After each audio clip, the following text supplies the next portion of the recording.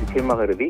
தென்காசி மாவட்டம் குற்றாலத்தில் வெள்ளப்பெருக்கு குறைந்ததை அடுத்து மீண்டும் சுற்றுலா பயணிகள் குளிப்பதற்கான அனுமதியானது வழங்கப்பட்டுள்ளது. அதாவது தென்காசி மாவட்டத்தில் உலக புகழ்பெற்ற சுற்றுலா தலமான அருவிகள் அமைந்துள்ளது. இந்த குற்றாலத்தை பொறுத்தவரை ஆண்டுதோறும் ஜூன் மாதமானது குற்றால சீசன் ஆனது களைகட்டி காணப்படும்.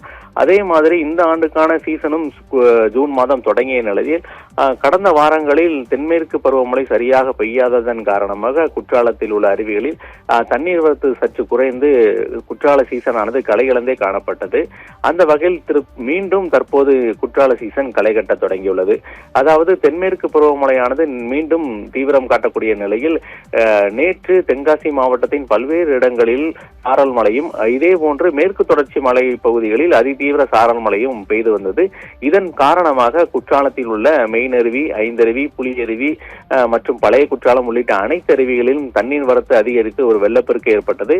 இதன் காரணமாக குற்றால மெயினருவி மற்றும் ஐந்தருவிகளில் சுற்றுலா பயணிகள் குளிப்பதற்கான தடை நேற்று இரவு முதல் இன்று காலையும் நீடிக்கப்பட்டு வந்தது. தற்போது இந்த அருவிகளில் தண்ணீர் வரத்து சீரானதை தொடர்ந்து மீண்டும் சுற்றுலா பயணிகள் குளிப்பதற்கான அனுமதி வழங்கப்பட்டுள்ளது.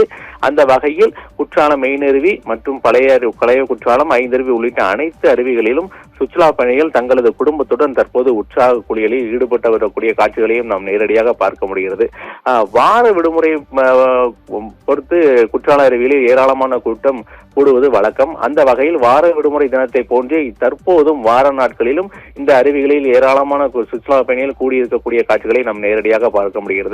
அந்த வகையில் மீண்டும் மாவட்டத்தை பொறுத்தவரை ஒரு தென்மேற்கு பருவமழை காற்று மற்றும் சாரல் என மீண்டும் சீசன் களைகட்ட தொடங்கியுள்ளது என்பது சுற்றுலா பயணிகளுடைய ஒரு வரவேற்பை ஏற்படுத்தியுள்ளது.